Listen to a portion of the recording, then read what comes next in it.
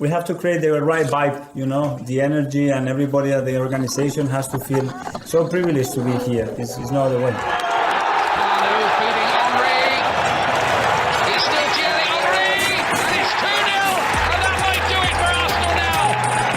Thanks for listening to the Purely Arsenal podcast.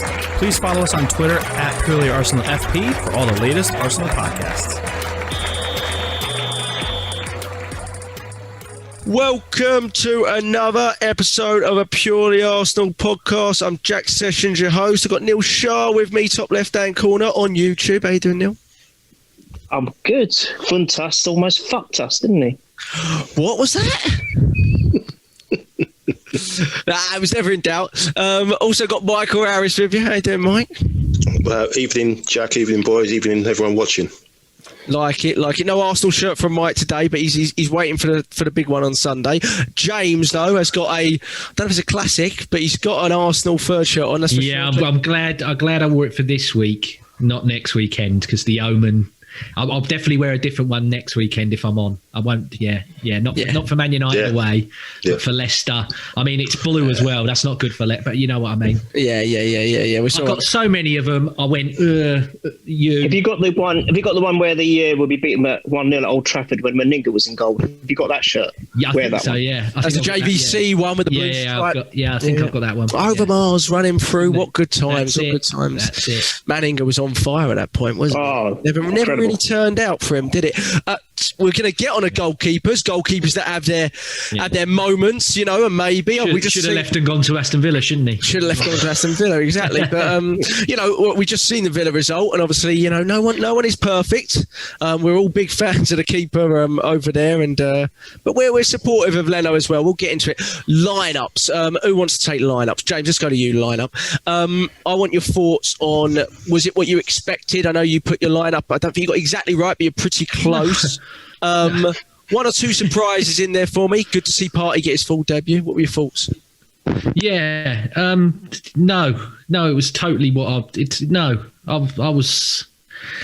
thought he'd rest certain people. Obviously, I knew for a fact Aubameyang weren't going to play, and you knew that Bellerin weren't going to play. But when you see Eddie and Ketty are out on the left-hand side, your mind boggles. And I didn't do the Man City game podcast. I said to you guys, look, I can't sit here and speak about it. I'm too angry. I'm too heated in this moment in time. I'll pass. And obviously a few days have gone, and I have spoken about it since and everything else with other people and on my own channel and everything else. But I'm still angry from that. And then you come into this, and again, questions have got to be asked now. And I know people go, oh, you can't say that about Arteta and everything. You've got to seriously ask these questions, because he's picking the wrong players. He's putting them in the wrong positions. And also, it's detrimental to how we're playing. It is detrimental to how we're playing. Centre-backs, he had no choice. Mustafi, they've said he was in the squad, but everything that I've read indicates that he is not going to be fully match fit ready. I mean, there's people who are like, even if he is match fit, I don't want to see him. But he is apparently not fully match fit ready until after the 31st. You know, Halloween, if you want to call it that. That's apparently when he is meant to be properly, okay, you can go. So, and I mean, the best thing about Gabriel for me is, and another person that I do my videos with, Tom, he said it. He went, James, the best thing about Gabriel is that he's anonymous. And not as in like he's not doing anything, as in we don't speak about him. He's just consistent. There's nothing. He said every other Arsenal centre-back are always going, oh, bloody Luiz, what's he doing? Oh, Kolasinac, what you doing? Oh, what you do? But he went, no one ever says a thing about Gabriel, because they don't need to, because he's class. Partey starting, you watch that and think, okay, if he can do that, why couldn't he do that a week ago? Because, and I'm sorry, I'll get all these people, oh yeah, but he only trained one time and he's learning a new system under Arteta, and Arteta demands so much. This is a guy that's just come from playing from the most demanding manager next to Bielsa in the world. Do not tell me Mikel Arteta demands more from his footballers than Diego Simeone does. That guy is the biggest. Do you just think, though, I mean, are you really, I mean, I kind of, you know, I didn't expect, did you really expect him to start at City, though? I mean, I understand. Yes, obviously, he's good enough. Before he kicked the ball for Arsenal, he's already the best player.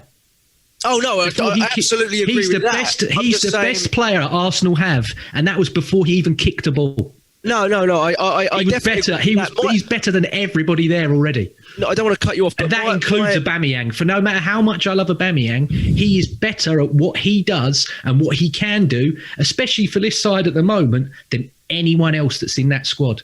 It was a very impressive performance yesterday from him. I thought it was subtly superb, but my only argument there is I kind of didn't expect him to start against City, although he should. I did. Just because of the moving countries for anyone is a nightmare in terms of transitioning, and I didn't really hold that one person. What I held against Arteta more was why the 8 minutes? Why not 35 minutes? That was my issue, because clearly we needed it, right?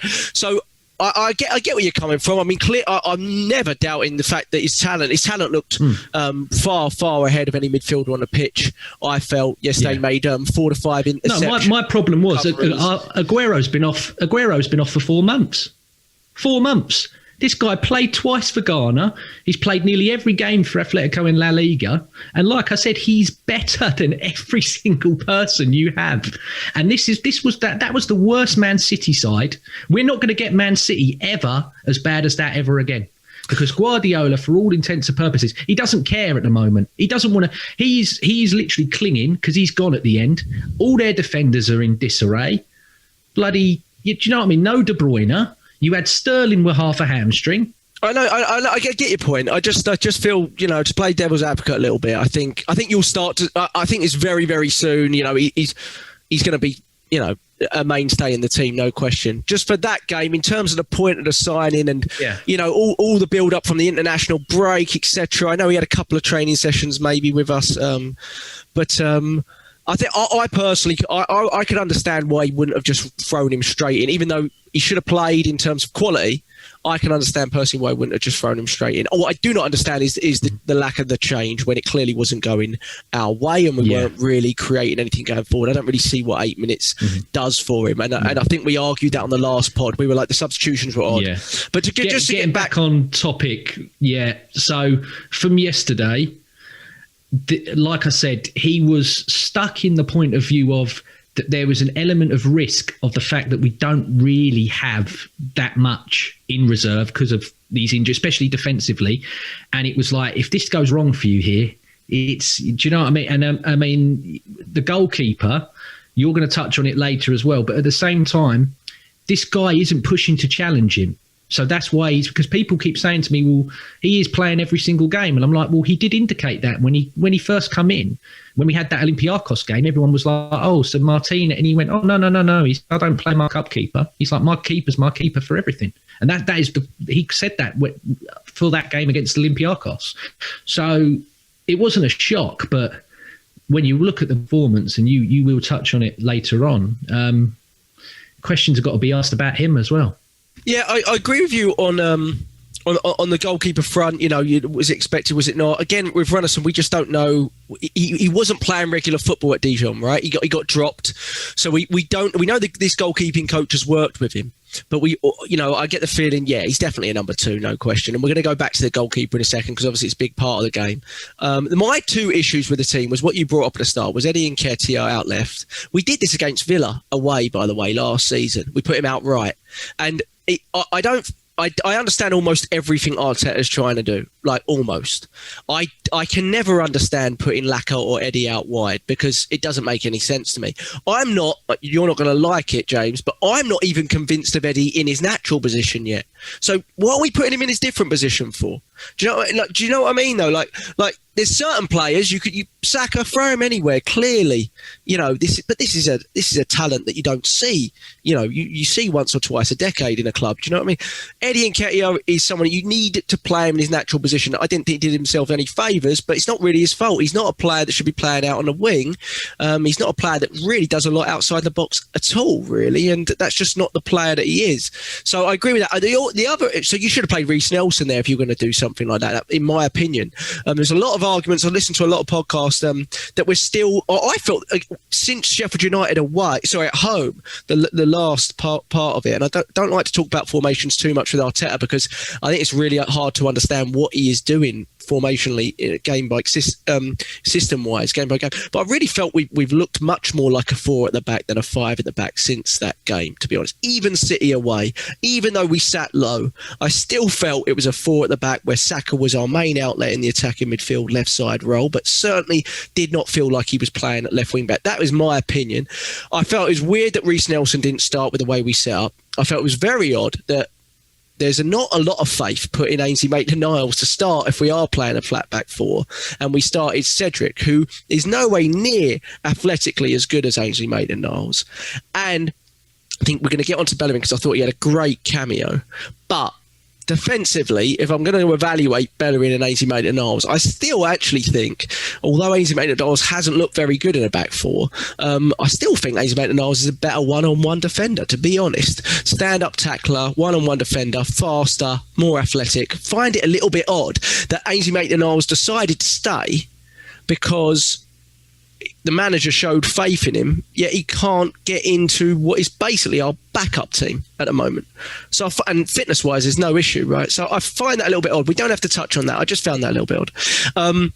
To go away from James for a second, Neil, James touched on it a little bit. The style thing and mentioning we're 18th in shots in the league. I know we've played City and Liverpool, but this isn't something that's just happened. We were like this last season with and without Arteta. We don't create a lot.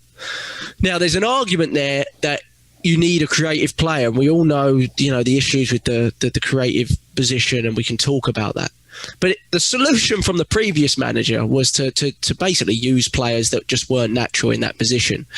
And it's not just about the creative player, though, Neil. What it really is about, what I see anyway, is the lack of movement and imagination and willingness to basically do what we did for the second goal and go take a chance on a run so we can thread balls. You can only pass to players that are making movements, and I think our movement in the final third this season has been absolutely atrocious. I think it's been terrible, Neil. So basically, my question to you is, he has to find a solution for this and fast, because with all the stuff that's happening off the field with the best paid mascot in the world that we're paying to be on Twitch and all this sort of stuff, it is going to come down on him like a ton of bricks, like it did for the previous manager, isn't it? And now he's excluding him entirely, which I personally agree with completely. We can get into that if you want. He has to find solution, and his solutions can't be as dumb as Guendouzi, Willock, Torreira type players in the hole that are never going to work. It has to be from the collective, and it can't just be about that one player. I'm just trying to think, where do you think the solution is? Because I'm not enjoying watching us. I'm not enjoying watching us at all. No, I mean, the substitutions in the second half gave us the ability to do what you've just outlined, run at the players. We needed runners. We didn't have any runners.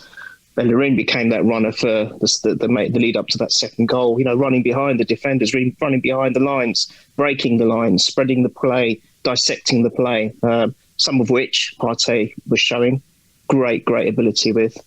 The solution, don't know. You know what I'm going to say. There's a player that's there who hasn't broken through yet, I think could be very much the solution for us. And that's that youngster called Emil Smith-Rowe. But he hasn't got the experience in my book. He hasn't got enough minutes on the pitch. So what is the solution? We had one game where I remember Saka and Willian were kind of interchanging the left and the number 10 position, which kind of worked for us. That could be a solution, but I think he's got to go with Auba in the middle now. Auba in the middle, I think, will give us more creativity. Partey now being there and showing evidence of breaking those lines will also, I think, help those runners and creative players. But I think it's about courage. I don't know what kind of ethos Arteta is instilling. I mentioned on the last pod that you've got to work from the back, which he's done. you talked about off the ball movement. He's cracked it with our defence, I think. All right, we can talk about the goal a bit later. That was just a bit of a comedy show and an error, and hopefully it's a one-off. But generally, he's got our off the ball movement working for the defence. We can now start working on that going forward, further up the pitch, and employing the right personnel to do these things. Then I think that might be a solution. But I think he's got to now really focus on Auba in the middle, because Auba in the middle, I think, gives us more of a spread of different players. You know, we're not utilising Pepe enough. He should be running. He should be one of these runners. He's got the ability to run at defenders. He's got the skill. He's got the trickery. But we're just not utilising. We keep, like I said it last time, we keep doing everything focused on the left-hand side. Let's spread the play a little bit. Let's be a bit more imaginative with it. So for me, that's a possibility. But you guys probably. Can I just come in there, Neil? Were you encouraged though? Were you encouraged that? And it wasn't a game full of positives, but were you encouraged that both our goals came really through the right-hand side? I mean, Pepe, won the free kick, and then great delivery for the first. Yeah. Involved in the second. Yeah. I don't have the stats because it won't come up on my system, but a lot more touches for Pepe. I liken him to, at the moment, and I don't want to sort of almost like a worse version of Alexis Sanchez. Keep giving them the ball, he'll lose it a lot and you'll get really frustrated, but you'll probably end up creating something or scoring in a game. That's what I get the feeling. But if you don't give him the ball and you become really one-side biased, I think he hates that. You have to keep giving him the ball. The more you give him the ball, the better he gets. To be honest, if I'm rewatching the last 20 minutes now, and he is our best player in the last 20 minutes for me. Everything goes through him. Everything runs through him. And Bellerin probably helps that because he really does well. But were you encouraged a little bit by that? It was a poor performance, Neil. We only started playing when they scored, which was really frustrating. But were you encouraged by that? You've frozen on my screen, but let me see if your sound's okay. I'll come back to Neil. He's completely frozen. Mike, what do you think? Yeah, I agree with you in terms of, Pepe, the stuff, all the attacks going down the left-hand side. Yeah, I think he's someone that you keep giving the ball to because he seems like when he gets the ball, eventually a little bit of pressure on him to do something and to produce. But I mean, I missed the second half. So from what you're saying, if that's what's happened, and that's happened because Bellerin, he's got maybe more of a bit of on the same wavelength as Bellerin as such than with Cedric. From what I saw in the first half, he again looked like he was really struggling with the physical side of things, and he kept on trying to dive in and stuff, and try and compensate for his lack of athleticism, I should say. But Pepe, I mean, I'm still up, not sure about him, to be perfectly honest, but if he's he started pulling up some trees at the end of the season, and that was again because we were feeding him more. I can't remember what game it was. I think was it the Fulham game where there were loads of times when he was just open and he just wasn't getting. Well, no, it wasn't the Fulham. Well, I can't remember what game it was, but there was a game Leicester, where he was just open. Leicester in the League Cup. In the League Cup, yeah, that's it. And he was just open all the time, and the pass was on. He had this young kid on toast, and in the latter stages, and they just weren't passing to him. They were just switching it out to the left all the time. So, yeah, we've got to use him. And touching on what Neil said as well, yeah, I mean, it's got to the point now. You've got to play Aubameyang up top. Just playing people out of position, with Eddie and stuff. He looked frustrated, to be honest. He got himself a booking, and he was getting some jip. For me, I don't know if it was me. He was lucky to not be sent off, wasn't he, Mike? A little bit. Yeah. I don't know if it was me, but from what I could see in the first half, whenever a black player got the ball, there was jeers. I don't know if that was just me because I keep an eye out for that stuff like that, and I heard that every time he got the balls, but especially in that corner, he was getting jeered. It was a frustrating night for him. But I would, like Neil said, play Aubameyang at the top because again, he's gonna, when he plays out on the left, he has. For the last couple of games, he's drawn a lot of attention. He's had two people on him against City. Practically against Liverpool, he had 0 shots, zero basically performance in terms of numbers. If you play him up front, he pushes whoever's marking him back a bit maybe presses the line back a little bit because of his pace, and that will just give us a little bit more space to operate in midfield. And if you've got someone like Partey there and maybe Danny alongside him, that just gives us a little bit more space to be creative and to make runs into, because again, that's what you're saying. What you said, Jack, is right. We're not brave enough up there. Arteta's done some great work keeping us stable and keep not letting us make any drastic mistakes, unlike we did for the goal. But it's like he's overcompensated a little bit, and we've got to take the handbrake off just to be a little bit more, show a little bit more fair up front, and hopefully that starts at the weekend, because Leicester are just going to be a counter-attack job. That's what they're going to be set up for. But yeah, we need to play. We're talking about the spine, and we've got Partey there, we've got Gabriel, we've got to put Aubameyang through the middle now to give us a chance. Yeah. I agree. I think it's all moving towards that. I'm very curious as to what he does Sunday. I'm going to come to that lineup again in a second. I wonder for away games whether putting him centrally may isolate him more with the way we're playing. We have to be better at getting the ball through lines. Otherwise, he's not a player that really can play with his back to goal. And there's an argument to say that Lacazette isn't at the moment, but he's not really. So we have to get better at playing the ball through lines. Otherwise, but really, it was encouraged by his goal, best move of the game, but also he scored from a central position as well, which was nice to see, I thought. Mike, just sticking with you before I go to James, just because you were touching on the number 9 position. Lacazette, he's coming for pelters. Obviously, he didn't have a good game, didn't play well, missed a chance towards the end where he couldn't get it out of his feet. I don't think he's been generally. I still am very frustrated that he got dropped for the Sheffield United game after getting 3-3, and he dropped him, and it didn't make any sense to me. But where do you see Lacazette now? Like, obviously, if you want to move him centrally, he's really going to be an off-the-bench player, isn't he? But do you feel we're just moving away from that kind of that style of player, or do you feel he's just not good enough in that role anymore?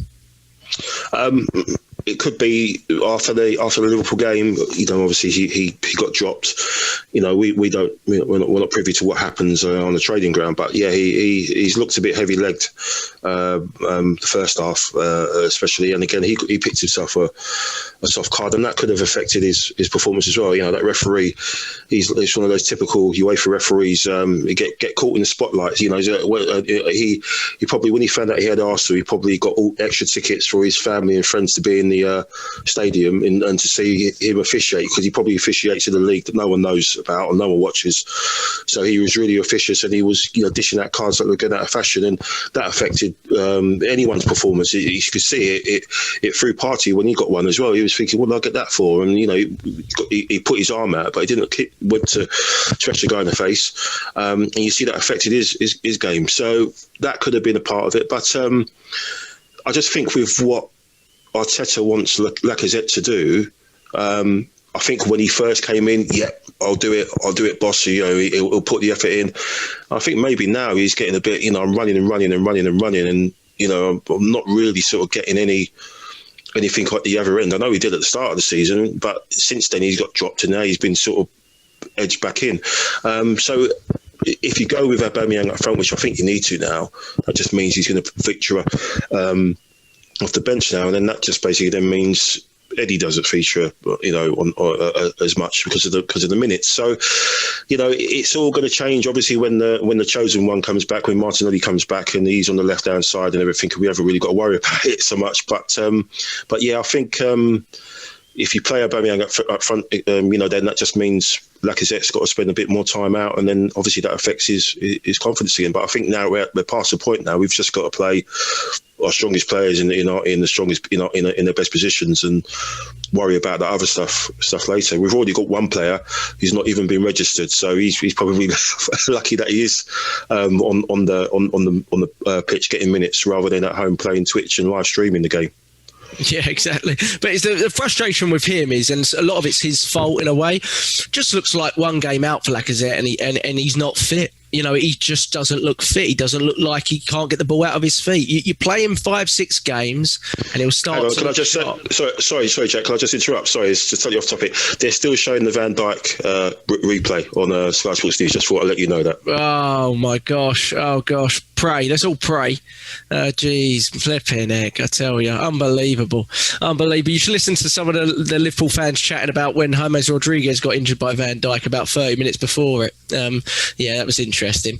We'll say no more about that one, but. Yeah, just to go back to Lacazette, it's frustrating from my perspective. I'm also a big Lacazette fan, and I can understand why fans are giving him pelters. He's clearly not the player that he was, a year, 18 months ago with us when he was the player of the season, rightly, I felt.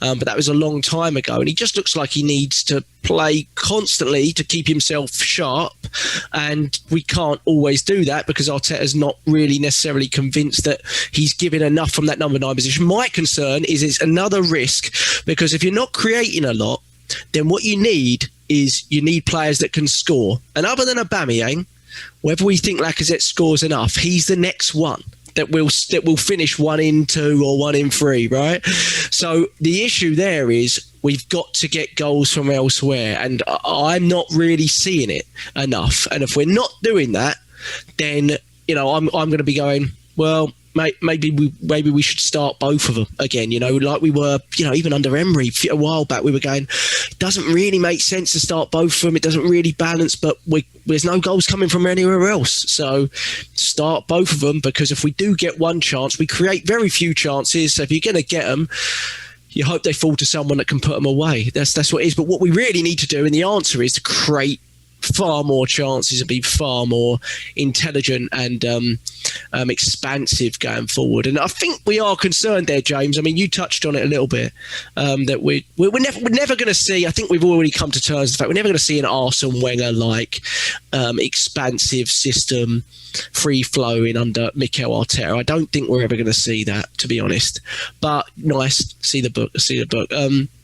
But that's okay, because Arsene Wenger probably was the most expansive footballing coach, the league's seen. I'd say beyond Pep, beyond Klopp, footballing-wise. I mean, if you remember when we were 1-0 down, he just put 4 attackers on. He wouldn't think about where they play. You'd play games and you'd be like, we got Reyes, Bergkamp, Henry, Wiltord, all on the same pitch, and he'd just play 5 attackers. He's like, just pummel their goal, right? He just said pummel their goal.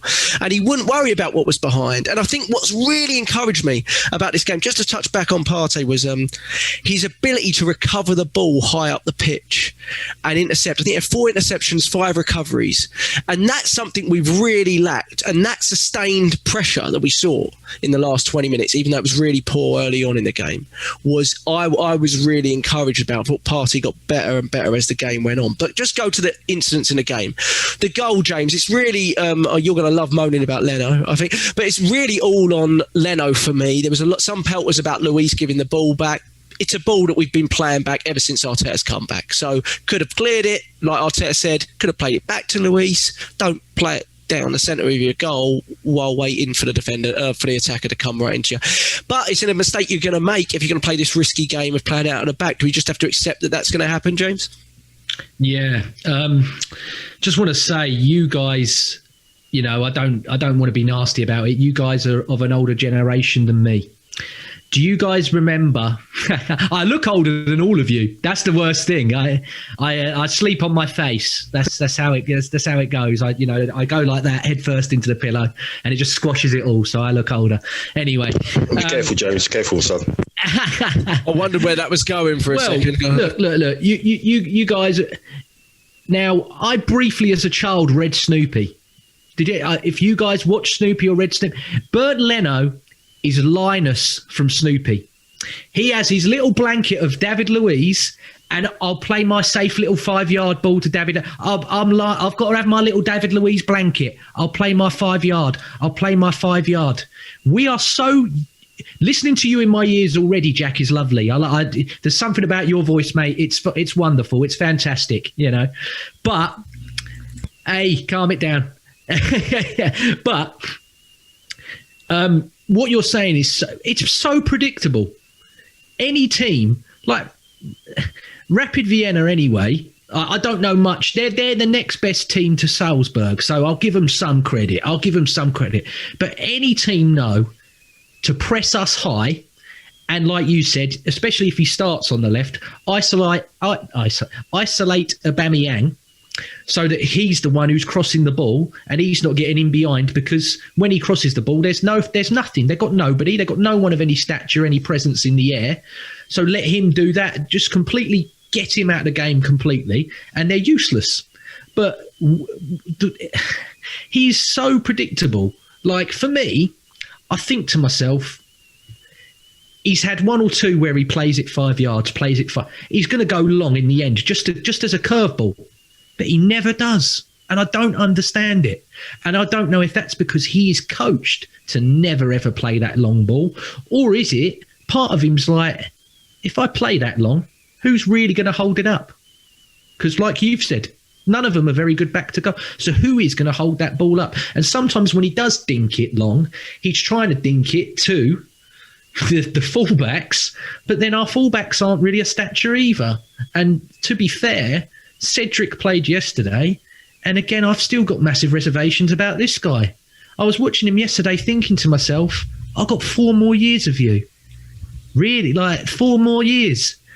I'm like, you can't sustain that. And if you are going to sustain that, then you've got to up your level, because I'm like, apart from a few crosses and he can score a penalty in some shootouts that we've seen, what do you do? What are you? Like Arsene Wenger always used to say, when you buy better or you buy to replace, was what we had in reserve. Like, is this boy at Cardiff who's pulling up trees at Cardiff? OC, is it OC Tutu or something his name is? Ossie Totu or something? Yeah, fullback, loaned out. I'm like, Cedric better than this. I mean, when we loaned him from Southampton, they couldn't believe it, because one, he was injured, and secondly, they were like, this guy's out of contract in the summer. What are they? They're like, yeah, you please take him. And if he's not good enough for Southampton, unless I'm not slagging off Southampton in any way, but if he is not good enough for Southampton, what makes him good enough for Arsenal? Yeah, I mean, there's a point there, and I think that signing really strikes me as an agent-led signing, which we've moved away from now since Real left. It's a real dodgy one. It screams again of when the Pepe signing was made, and that guy's come in, is it Tim something or other, that's investigated it all? Yeah. I'm the like, legal this is side, another one where he's side. like, yeah, I think this is another one that he's probably added to the Pepe one, going, he's only here because of the mates. And the issue, just beyond that, James, the issue with the player is when you buy, and if you're playing a system like Arteta is, which really is looking for key types of players, like hybrid types of players in certain positions, and very, very key types of players, when you want to replace them, you want to replace them with like for like. Cedric is nothing like Bellerin. He doesn't bomb on. He's not as athletic. He's nothing like Niles. So we completely have to change the way we play, right? His goal, Cedric, is to push the ball out of his feet and whip the ball in, no matter where he's from, really. And he's not got a bad delivery. Arteta says he's got the best delivery in our final third out of our fullbacks. Maybe right, but we got no one that can head it, so what's the bloody point in that anyway? So it doesn't make any sense. We need a fullback that is constantly bombing on, running between the lines, overlapping, like we scored the second goal. And I don't see any evidence that Cedric provides that, really. Whilst if he does get into those positions, his final ball may be better than what we think. I find it a bit odd. I think it's agent-led deal. He's on $70,000 a week, and I agree with you. We're going to be regretting it for the next 3 years or so, probably. The only good thing about it is there wasn't a massive fee attached to it, as far as we know. But yeah, not really been convinced by Cedric, and I don't think that's fair. But to move off that a little bit, Neil, obviously James touched on the Leno era, which we all agree is a Leno era. David Caneda at David _KNY. He's in Gothenburg. Is Gothenburg, Sweden? Is it? Where's Gothenburg? Yes, we do. Yeah. Okay, he's in Gothenburg. All right, David. I know David always sends in, but I couldn't remember where he was. It's where Batman's from, isn't it? Gotham. Yeah, that's what I looked. I was trying to make sure the spelling was right, but he said Neil, would love to hear opinions about the Luiz-Leno partnership. Now, Luiz came out today and said, you hate this question already. Luiz came out today and really backed Leno and did what all good sort of leaders would do and says, Leno's amazing, it's just there, it's going to happen, this is the way we play, we have to continue playing like this, etc. But the eye test on the pitch and the way they interact with each other on the pitch and the amount of complications they've had on the pitch together. I mean, since Leno's come in at the start of the season, and we all fully support Leno, and I don't really want to touch too much on Martinez, though I think it comes up in a question. Since he's come in, there's been a lot of one-on-one issues. There was 2 in this game. One, the pass back, which was Leno's fault. But then soon after that, Luiz is in complete control. And Leno just flies out of his box, smashes the ball right into Luiz. So there is an issue there, isn't there, Neil? Game's all about partnerships and trust, and I'm not seeing it between a centre-back that's going to play most games and a goalkeeper that's going to play every game. It has to be a bit of a concern, Neil, doesn't it? Yeah, it has to be. I think this is something that James touched on really well a little while back. I don't know whether he said it on the podcast or in our WhatsApp group, but he talked about his concerns over the relationship between those 2 players, which is vital. That's our backbone of our defence. Has to be there. You have to have a relationship. Any goalkeeper with all of his defenders, but especially the 2 centre-backs for sure. And if there's a slight breakdown, that's going to complicate things for us. Maybe Luiz had a fantastic relationship with Emi Martinez, and he was kind of maybe a bit bitter that he's gone, and now he has to try and forge something with Leno, and it doesn't apparently, from what we see, as you said, we don't know what goes on behind the scenes, to be working as well as we might like. But to be honest, Jack, this is what we've got. This is what we're stuck with now. And for me, if I was manager, I'd be telling them both to pull their socks up. If they've got any issues on the pitch, they've both got to grow up and they've got to sort it out, because this is about Arsenal Football Club. It's not about their interpersonal relationship. If they're not the best of friends off the pitch, don't care. They're there to do a job at the end of the day. It's all nice, all being pally and getting on, but they've got to improve on that communication. Because that's one thing that James alluded to as well. This should have been James's question, but if he doesn't mind, I'll say, he was right that you don't see that vocal kind of presence from Leno, especially to Luiz. You've got to keep barking orders. You've got to keep shouting out. You've got to have that 2-way thing going on. And I'm sorry, but that goal, that was atrocious. I mean, Adrian Clark, I really like Adrian Clark, and I respect him. And I saw his live breakdown. And he kind of sort of said it was also a bit of Luiz's fault as well. You can't just blame Leno. But I didn't see it. I kept watching that back. And for me, that was all Leno. He had so much time to put that ball to safety. And I don't know what he was thinking. I don't think Luiz put him in any unnecessary danger at all. Sorry to interrupt. He's made 3 individual errors this season already. Yeah. We've played 8 games. We've played 8 games and he's made 3 already. Just to throw in a question to you there, and maybe bring it back to Neil, but Mike can also have a go. We've discussed this. Melvin Mark says, at what stage would it be acceptable to discuss the sale of Martinez and not Leno without being called a divisive Arsenal fan? But we did discuss this a while back, Neil, and we were quite understanding from the club's perspective that you had one guy that was on 25 grand a week and another guy that was on 100 grand a week. So we can't go back on that really and discuss it more. The clubs made the decision to make the sale. Maybe they needed the funds, maybe they didn't. Maybe it was the player pushing for the move more. Whatever. We've made the decision. Whether it's the right one or not, if we keep talking about it, it may well not be. What we have to do is we have to find a way to get this goalkeeper to be as consistent as possible and work well with a consistent back four, don't we, Neil? Oh, no, absolutely. I mean, look, we're not going to know about the financial affairs of the club. To be honest, I don't want to. I want to watch football. I'm not interested in the financial affairs. For me, it's about the game. But if any part of that money that was used to get Partey, then I'm all for it. Because Partey is crucial for me. He's proved it in one game. He's proved how important he is in one game. One game, for goodness sake. Very much like Gabriel did on his debut. He had 10 rusty minutes. And let's not forget one thing about Partey's performance. Sorry, I'm digressing, but just want to say one thing. For most of that game, he was on a yellow card and he still got better throughout that game. Now, that is some doing. for a debutant in the Premiership. Massive.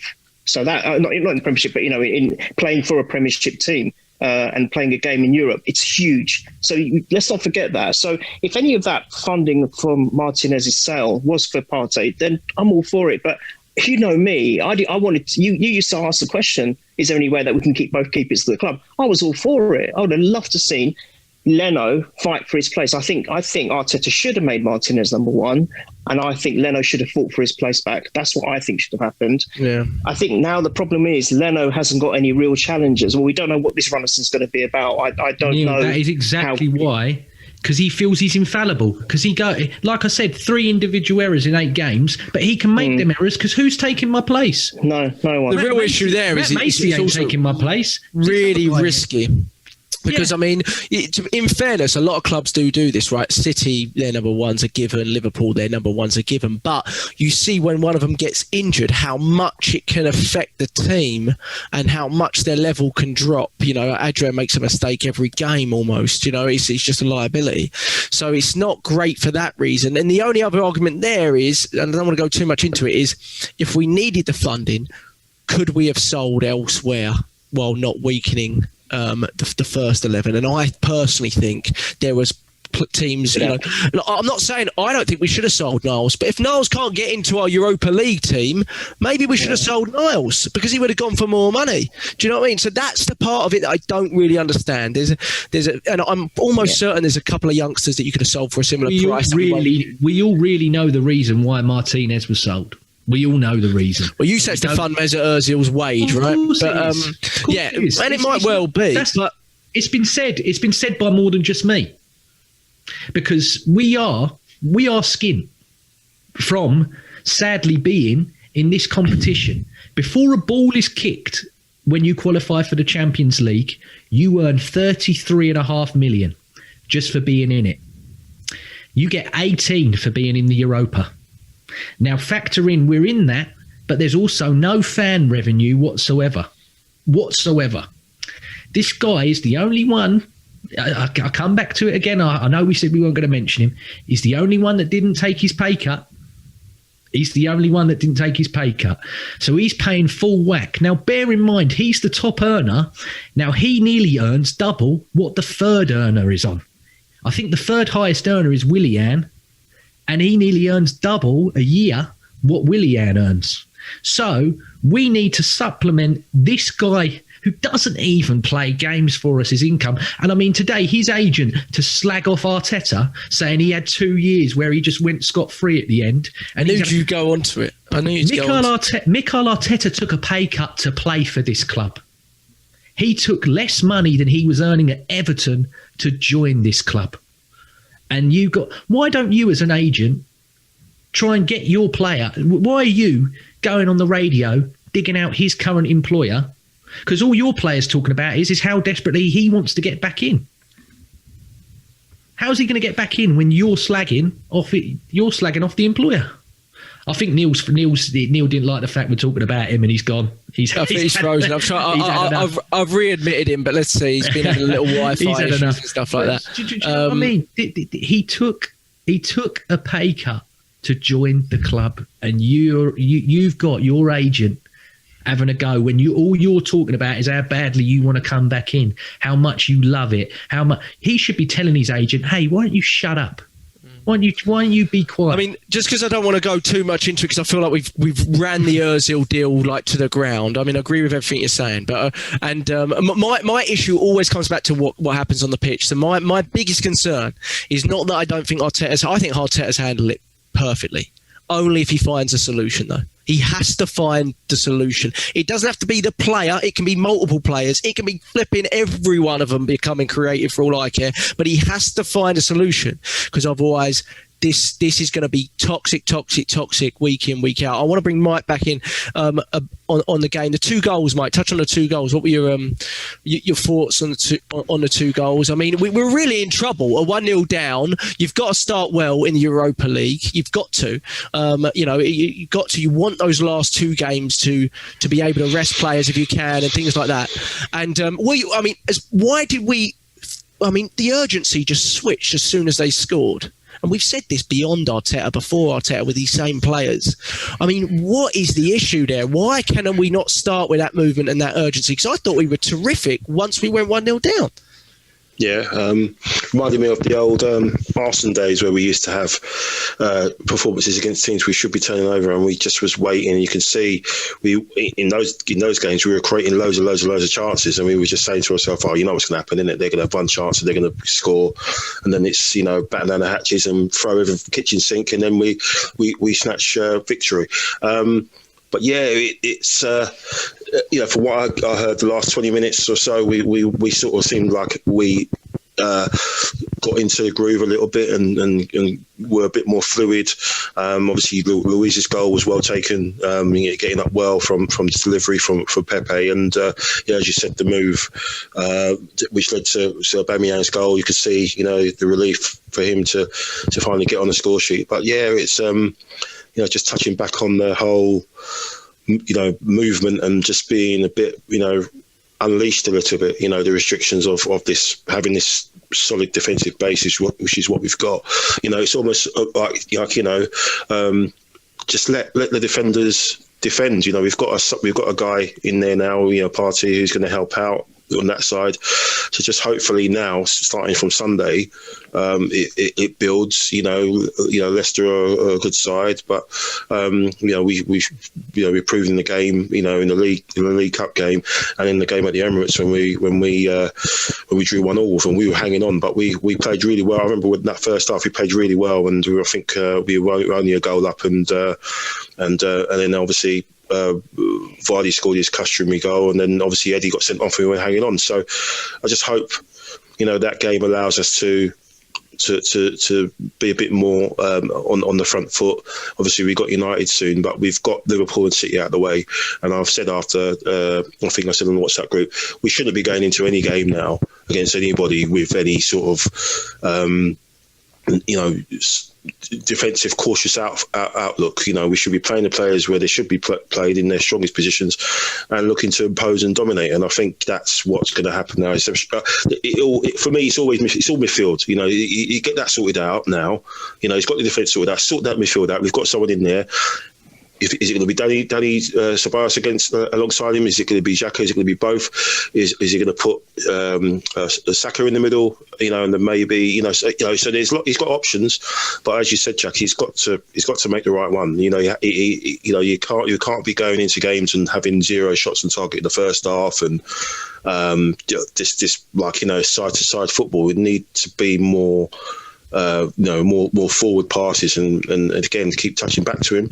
Just shows you, as Neil was saying, what a massive part he's going to play. Because he's doing both sides, and from what I saw in the first half and second half, the clips, this guy is going to be so huge for us. Just got to hope that everyone else rises to the challenge and gets inspired and motivated by playing alongside someone who's a top operator in that midfield.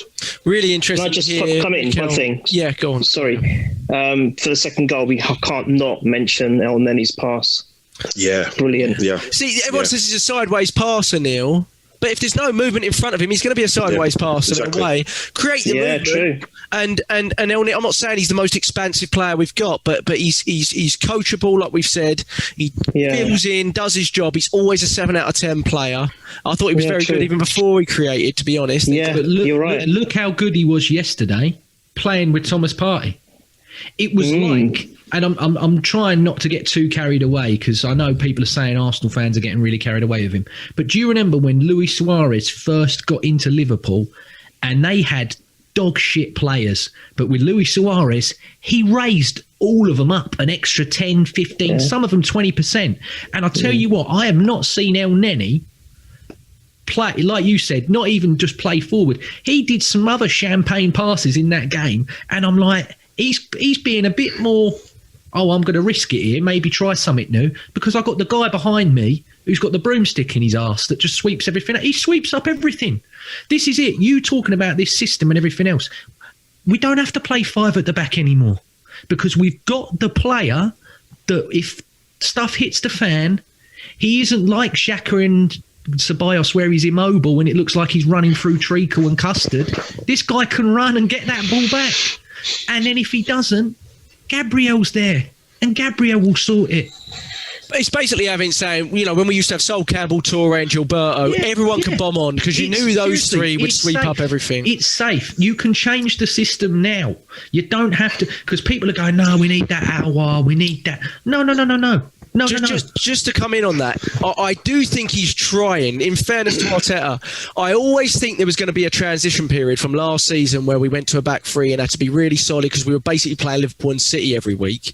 So we had to change, which is why, certain number 10s weren't the defenders admitted. weren't good enough. The reason you play three at the back is the defenders weren't good enough. Ain't good enough. But without that, we obviously don't win. We don't go on to win the cup final. But there was always watching that. We were all watching it, going, this is fantastic. Like, the way he's setting us up and just breaking when we can. But we all knew that long term, that could never work because the majority of games that Arsenal play, they're going to be like this, where you have 65% of the ball and you have to create against two banks of four that are going to try and basically do what we did towards the latter end of last season, right? So there was always going to be this transition because the whole team had been blurted into playing in a way that was very, stand off, low block, right? Break when you can, but get back in, fill your positions, fill the holes. And there was always going to be this transition. But the concern is he's got to nail down who his front three is. He's got, other than Aubameyang, if we said who is our front three, we'd all come up with different answers. And you can't have that. You have to nail down your front three, right? You have to nail it down and go with it for as often as you possibly can. Look at Liverpool. They never change it. Everyone that plays for them, even if they're good, they're very accustomed to the fact that they're a bench player and they're only going to come in if someone gets injured because that three is playing twice a week, no matter what.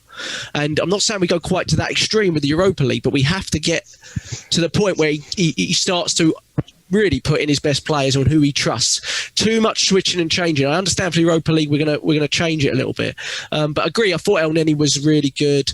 I thought he was him and Partey had the best pass success rate with 90% and 88.6%. Obviously had a lot of the ball, but some good decisive passes in there. And I liked the way Partey was spreading the ball out to the right. I just felt Pepe was getting more on the ball, and I felt a large part of that was because Partey and Elneny were just starting to feed him more, which was really, really good to see. But couple of other questions, Mike. Let's go to you for this question.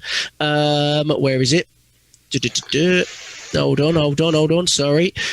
It was a good question from. I can't even bloody find it. What am I doing? Where are we? So many people tweeting, I can't find the bloody question. Let's go back to this one. Here we go. We'll go to this one. At Team Talk KT. Thank you, KT. Do you think Mikel Arteta's maybe one of his biggest problems, that he raised expectations? We won a trophy, earliest a manager for Arsenal ever won a trophy in so high in such a short period of time that it's easy to forget that with the whole COVID pandemic, he says, we've only really had him for 6 months. And do you think our expectations are raised too much? Or do you think we're being quite realistic that we need to now see the performances, the progressive, expansive performances for us to really push on? I think a bit of both, to be fair. Got to remember the players and, a lot of the players, pardon me, that we had towards the end which he got, he moulded into this unit were players that, to a certain extent, maybe were let down maybe by Emery and the other way around, and those players let down Arsene Wenger as well.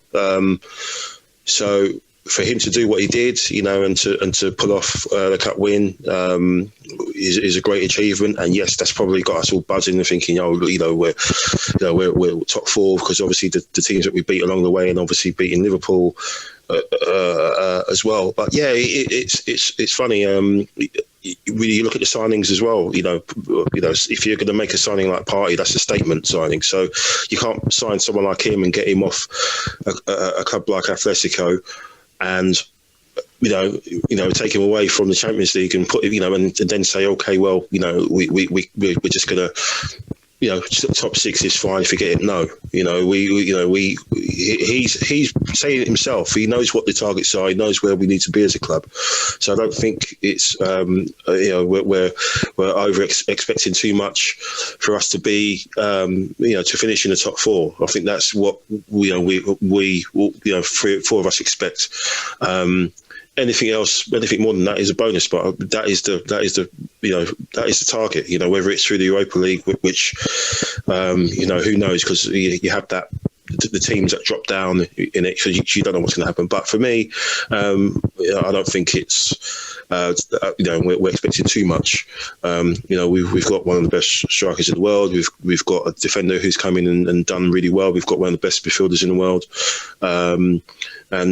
we just need to tweak that the creative side, and continue and keep moving on. And I think we'll be all right. But you imagine what it would have been like if it was packed with the Emirates was packed with fans. You'll get the moaners and groaners, and you get the people who are buzzing and happy with the way things are going. So I'm happy with how things are going. I'm sure we all are, but we just want to tweak that little bit of going forward in the last third. But I don't think we're over again expectations to think that we shouldn't be finishing in the top 4. I don't think there's anything else for us to be worried about. Everyone's dropping points and letting in goals that they're going out of fashion, apart from us, touch wood.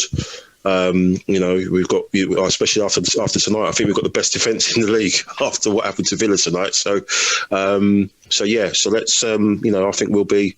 I think we'll be there or thereabouts. I think we've gone past that little curve now. Once Partey settles, and if Aubameyang's played in his proper position, I think we'll be all right. Yeah, I agree. I think the expectations for performances, etc. I think we've got to start seeing more. We read a really good article. I don't know who it's from. I think it was Tim Stillman that wrote the article. A little bit of rubbing on your wire, Mike, when you're talking. Sorry, no, it's probably just excitement and moving against you or something. I don't know. Yeah, and it basically said last season, everyone that finished in the top 4 was creating about 14 to 15 shots a game. Arsenal were down at like 9 or 10, right? And if you look through the whole of the top 4s, that they create 14 to 15 shots per game, right? Even Leicester, I think last season had like 14 shots per game. So basically, we're not creating enough volume of chances. We're no way near creating enough volume of chances. And I think that's partly to do with sometimes we get in the position and we just don't take the shot, right? We just don't unleash the shot. I mean, the amount of times Mane and Salah balloon stuff over the bar, right? But we don't take those opportunities. Look at Lacazette's one yesterday. How do we not get a shot off there from anyone? How do you not get a shot off? Do you know what I mean? He's 1-on-1, no one's near him. He can't get the ball out of his feet, and it doesn't count as a chance. Doesn't count anything. So there's situations like that. But I want to see us more varied. I don't want it to be always having to play out the back and create the perfect move to create a goal, because it's just not going to happen that often. We have to win the ball higher up. We have to create chances from winning the ball higher up and getting runners in behind and through the lines. That leads us to a little bit on the Leicester game. We had one more question. At Barrage Simon says, we had 2 more questions. I get we've got to be patient, but our performances seem to enjoy possession like we did yesterday, but lack tempo, pace, quick passing. Is this Arteta's instruction, or do you just don't think we have the quality within the squad? I mean, I can answer that one if you guys want to. I think it's a bit of both, to be honest. I think a little bit of both. We worry we don't have the creative quality, but I think the movement is the biggest thing. No, the quality's there, Jack. The quality's there. Do you think who are you looking at for creative quality? I mean, I think Saka has to start, but we've got to be careful with him as a 19-year-old. See, the difficulty for me is that we're looking at it, and it's like the DJ Casper song Cha Cha Slide, but the CD's scratched. So when it says to the left, then to the right, it just goes to the left, to the left, to the left, because the CD's scratched. All our goals, the last 4 goals we've scored, have come from the right-hand side. The pitch is massive. We have now got, as well as Granit Xhaka, who's very good. It's one of the best facets of his game. We've also got Thomas Partey that goes ping, ping, ping, ping, ping, ping. The creativity is there.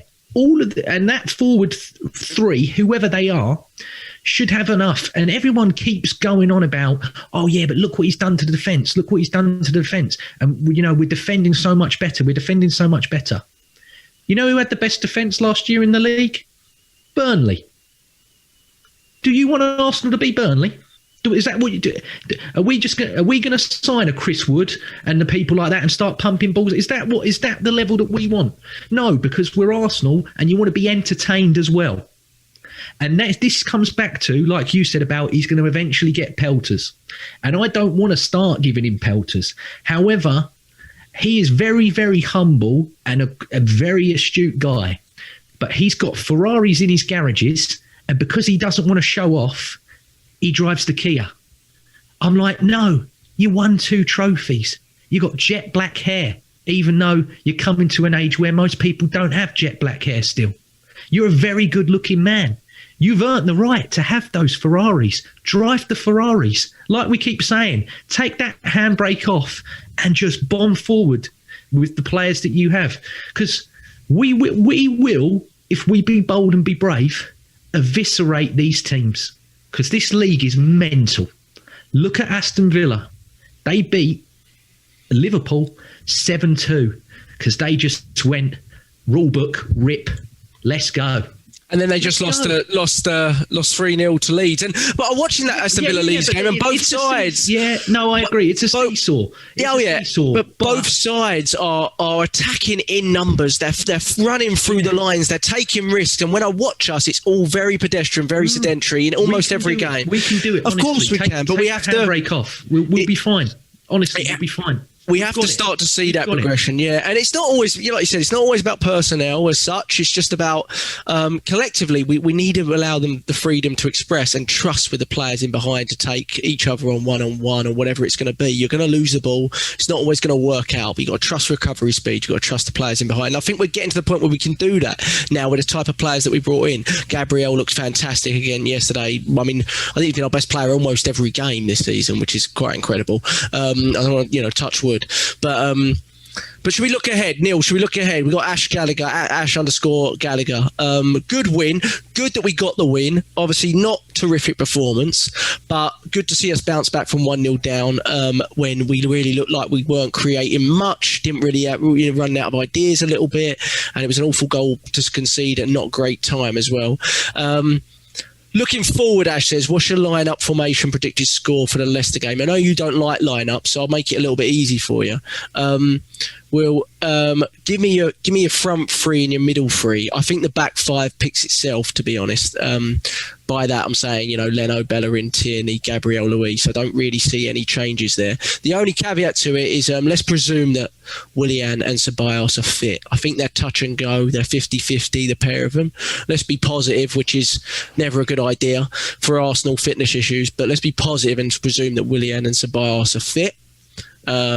What would your sort of middle 3, front 3 be, depending on how we line up for the Leicester game? Because it's really, after the disappointing result at City, some will say it's expected. It's really a game that we have to win. We have to win this game.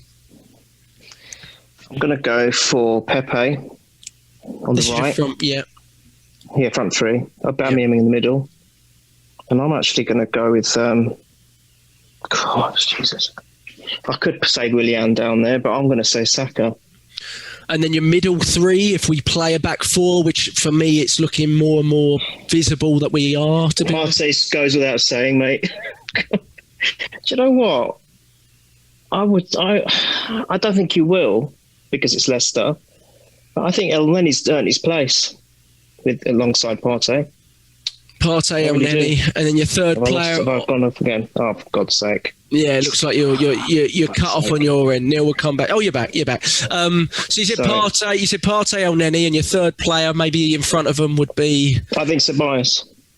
Okay, Partey, Elneny, Ceballos. That's interesting because I was going to say, a 3 like that where Ceballos was. If you look, I've not looked at the stats, but the guy threading balls from deep. I mean, go back to the Leicester home game last season. Who created it was Ceballos. I mean, if you're talking about a player that's going to thread balls between lines, I'm not talking about playing in a number 10. I'm just saying maybe Partey and even Xhaka or Elneny next to him allows him to just be a little bit more. But basically create open space. When he plays for Spain, it's very interesting, Ceballos. He plays higher up.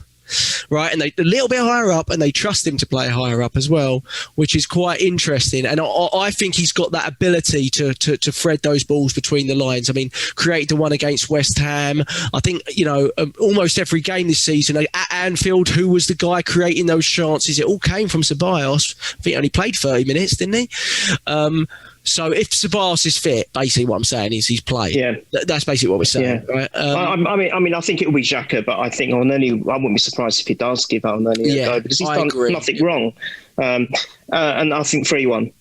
Yeah, so Ash also asked Will, and you said you would play. I think Mike, would you agree with that sort of lineup for the game? It's a massive game. Yeah, I'll go with the same as Neil's one. But just the toss up between Xhaka and Elneny, I think is probably the one. I think when I said the last pod before, I think we've just Partey, just him being there will allow Ceballos to play a little bit further forward, and it'd be interesting to see him playing that closer to Aubameyang and the other two either side.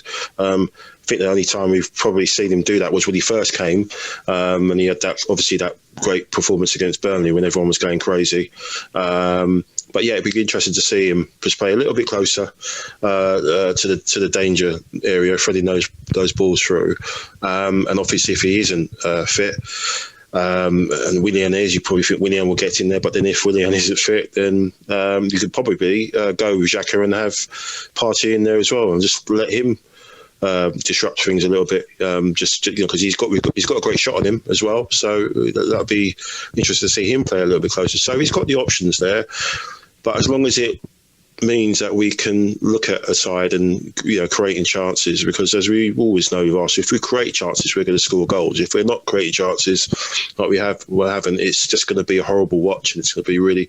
But if we create chances, we know with the guy we've got at the top end, we're going to win obviously more games than we're going to lose. I'll go with Neil Shah. Central. Do you think? I know you'd go with that, but do you think he will go with Aubameyang central? I mean, he's not really started him central yet. I mean, we saw it late on against Sheffield United. So if that's unlikely, I'd only say, I mean, I think what looked going on last night.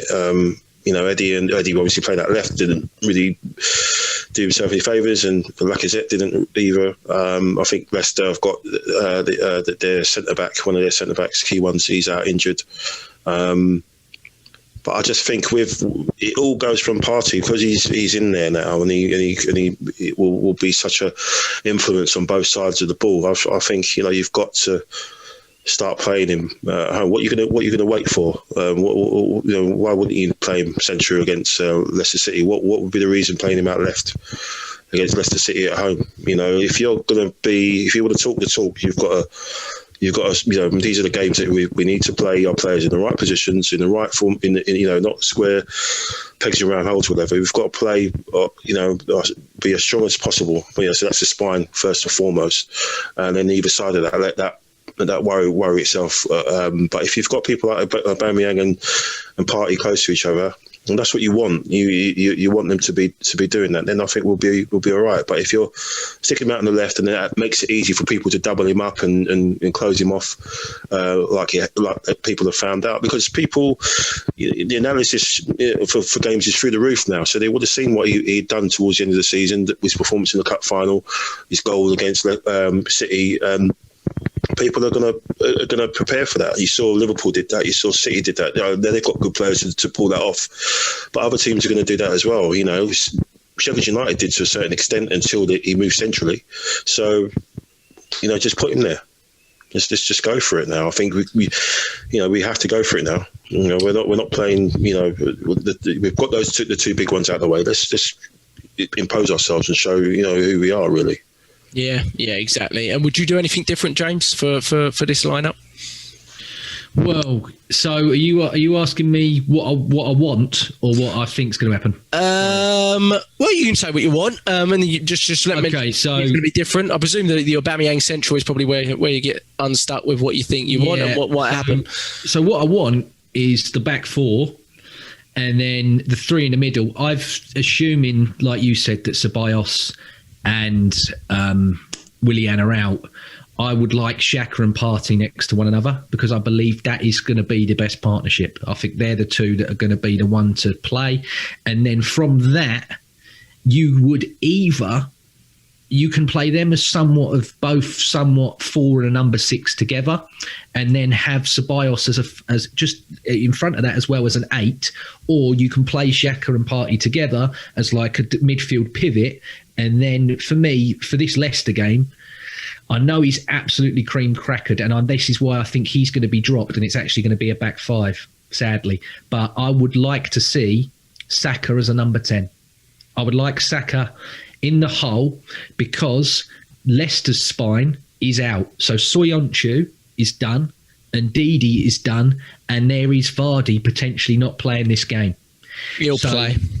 I think I know what you're saying, but he'll play. Yeah, I know. I think he'll probably play, because I'm like, he always scores against Arsenal. He always scores. Yeah, he'll play. But I look at Soyuncu and Ndidi being gone, and I just think it's going to be Johnny Evans and the new guy, I think it's Fofana, who is brilliant, by the way, because he played with Saliba. He was his partner last year for St Etienne, and they were brilliant together. That Fofana's a really, really good player.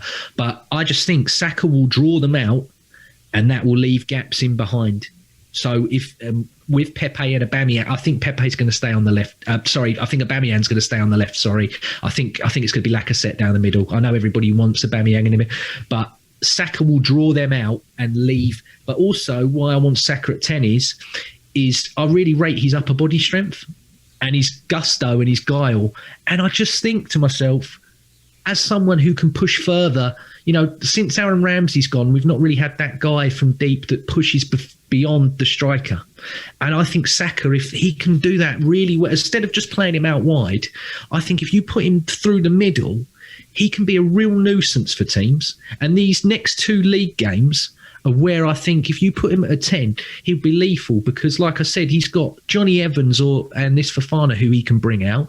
And then the week after, okay, he had a brilliant game versus Newcastle, but it's Maguire, and we all know what Maguire's like at the moment. The guy's touch and go. And I really he could be an absolute nuisance at number 10. So that's what I want, but I think it's going to be the old Leno, Bellerin, Luiz, Gabriel, Tierney, Ainsley, Maitland, Niles at left wing back, and then it's all from there. Really? Well, he's not played, has he, Ainsley, Maitland, Niles? So yeah, I think it makes sense. I think it's going to be, because I think Saka might make the bench, because he's absolutely cream crackered. Because I think it was you again on the last podcast when you said the whole reliance on this team creating is on an 18-year-old boy. And there's nothing wrong with that, because he's a brilliant 18-year-old boy. He's sensational. But it literally is, this guy is carrying the team on his back. Yeah, I was slightly upset he started again in the Europa League. I just felt, give Nelson some minutes. He looked really encouraging the last League Cup game. We've kept him, so give him some minutes here. I don't think it was risky to give him minutes in a high left position when Aubameyang was out. Play him in that high sort of left wing position. I felt we sort of missed an opportunity to maybe give a youngster some minutes there, but Arteta knows what he's doing. But just before I get your predictions, my prediction or my hope, and I don't think I'll get it right at all, was you said you think you start Lacazette. I actually would want to start Lacazette for the reasons that I said, even though he looks way off the pace. I agree. I would start him simply because it's a big game. And I get the feeling if we're going to get a goal, it's either going to be him or Aubameyang. So that's why I would start him. I don't think we're creatively there yet to be able to move beyond the guys that are going to get you a goal out of 1 or 2 chances. I think the likelihood is in this game is that we create very little, like we've done all season. Because that's the evidence suggests that no matter who we've played against, we haven't created very much. Create 10 or 11 shots per game, which is very, very low for a team like ours to be challenging. So have your guys that can finish them off. Do you know what I mean? I like the idea of Saka in the 10, because I think, well, I don't necessarily think always, he's got that. He does have the ability to make the pass, but I think he has the ability to just draw people out, because he can run with the ball. He just fire with the ball and run with the ball and draw people out of their defensive shape. And I think he's got a little bit more movement than Willian and can provide an energy. What I hope we don't see is the false nine. I hope we don't see the false nine. We saw Willett come on in the false nine, by the way, late on in this Europa League game. He also said that Willian knows it can work against City, even though it didn't work at all. I do not want to see a Willian in a false nine for a home game against Leicester. Please don't do that. I really don't want to do that. I really hope you're right, Pepe starts, because I felt he did okay, better than a lot of people think in this game. And I think the more you play him, the better he'll get. So I would do Ceballos and Partey, because I personally think, other than Partey, Ceballos is our best midfielder by some long shot. And I see more progression from Ceballos, so I feel it's more... and I also see more ability to sort of intercept and tackle, to be honest, than I'd see from Xhaka. So I'd play Ceballos, Partey, Saka. I'd play Pepe, Laca, Auba, and keep Auba out left personally. But what's your prediction, Neil? What did you say? You said 3-1, did you? 3, and your first scorer. Did you give me a first score, or did I miss it? I did. It was Auba. Well, hopefully that goal. Because that goal, yes, really helped him again. And not just the goal, Neil. He looked very lively, which is. I mean, I don't think he's a confidence player anyway, so I wasn't that concerned. If you ever want to tap in for Aubameyang, that was the moment that you wanted it. Just it was perfect. It was very reminiscent to that one that Lacazette scored against Wolves that got him kind of back in again. Yeah. And I think Auba will score. And I'd love to. I know, James, you're right. I've got a gut feeling he's still going to play him on the left. However, I'd love to see him play central, and I'd love to see him score from that position, from a through ball from Partey. Oh, perfect. Dreams. What dreams are made of. Mike, what was your prediction? 3-1 and Auba for Neil? 2-0 and Aubameyang. Clean sheet. Yeah. 2-0 Aubameyang. James, what's your prediction? Well, seeing as I think the formation's going to be the back five, I think it's going to be really nervy, and it's going to be another 2-1. I think it's going to be a nervous 2-1 to us. Nervous 2-1. Oh, so okay. Your back three's Tierney, Gabriel, and Luiz. I'm going to go for Gabriel. I think it's going to be a set piece. I think we're going to get a set piece. Like how Welbeck got the header in that year that we thought we were going to win the league. Oh God, don't say that. So my heart's already hurting. I know. Sorry, but I think it's going to be one of those. I think it's going to be a late one, and we're going to get like another like the Europa League one. I think we're just going to whip one in, and it's going to be Gabriel who gets on the end of it. So. Yeah. We have to win. I'm going to say 2-1 as well. I'll stick with that. I'll say 2-1 as well. I'm going to say Pepe first goal. Neil made a great point when he said about that goal, though, because Aubameyang's never had a drought for us, and he went 6 weeks without. So I think it was 4 games before that. That was the most. Yeah. So it was a little bit more. And the other one was when he missed the penalty at White Hart Lane, and then the next game we got one, didn't he? And Lacazette went, "No, go on." And Lacazette was very upset because he needed to score a penalty because he was devastated when he missed that one at Wembley. Yeah, and look at him when he's been at Wembley since. He's been sensational. So. Yeah. It's a massive game. If we want our chances, I am getting a little bit frustrated watching. I know it's early days, but other teams just free flowing, scoring 3-4. I'm not going to mention who, but 3-4-5s, in games, and watching us, 30-40 minutes in, difficulties creating a chance. And I think we all believe in Arteta, but we're at this transition point. It's coming. Someone's getting spanked in the next 2 to 3 weeks. Don't let it be us. Man United. No. I'm not saying who it's going to be from. Someone's on the end of a hiding, because I'm telling you, it's Man United. Someone's getting a hiding, and it's good. And when it happens, we're all going to sit here and go, "Oh wow, now we're ready to go." Yeah. Well, hopefully, fingers crossed. Early days in the season, I think this is a must-win game, especially after how we did away from home in the 2 big ones. We'll be back on, I think Monday now, because it's a Sunday night game, very odd time, 7:15. So we'll be back Monday. Try to watch us on YouTube. We're on there. Our link's posted. It's on our Twitter page at Purely Arsenal FP. Thank you to Ash Gallagher, David Kenyida, Simon Burridge, Melvin Marks, and anyone else that asked a question that I am forgetting here. I think there's one person I'm forgetting that asked a question, but appreciate all your questions. And we're on the normal podcast app, Spotify, iTunes, etc. Give us a review on iTunes or on YouTube, comment, that'd be great. Appreciate it. And we'll be back Monday, hopefully, to talk about 3 points and a top performance. Not asking for too much, I don't think, is it? Come on, Arsenal. Come on, the Arsenal. Come on, the boys. Come on, you Reds.